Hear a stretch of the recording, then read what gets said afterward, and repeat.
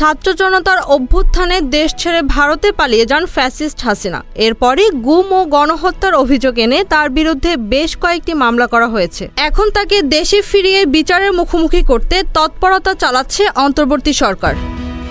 এরই ধারাবাহিকতায় হাসিনাকে ফেরত চেয়ে গত 23 ডিসেম্বর ভারত সরকারকে কূটনৈতিক পত্র পাঠায় বাংলাদেশ সরকার। তবে এখনো পর্যন্ত ভারত এ বিষয়ে আনুষ্ঠানিক কোনো জবাব দেয়নি। এ অবস্থায় ভারত শেখ হাসিনাকে ফেরত না পাঠালে তাতে প্রত্যর্পণ চুক্তি লঙ্ঘন হবে বলে মন্তব্য করেছেন আইন উপদেষ্টা আসিফ নজরুল। তিনি বলেছেন, আমরা প্রত্যর্পণের জন্য চিঠি লিখেছি। চিঠি লেখার পর ভারত যদি শেখ হাসিনাকে প্রত্যর্পণ না করে তবে এটা বাংলাদেশের সঙ্গে ভারতের যে প্রত্যর্পণ চুক্তি সেটা সুস্পষ্ট লঙ্ঘন হবে। আর আইন উপদেষ্টার এই বক্তব্যের পরই আমরা দেখে নিব বলে হুমকি দিচ্ছে ভারত। তবে তাদের এমন হুমকি পাগলের প্রলাপ ছাড়া আর কিছুই না। Z news, Dhaka.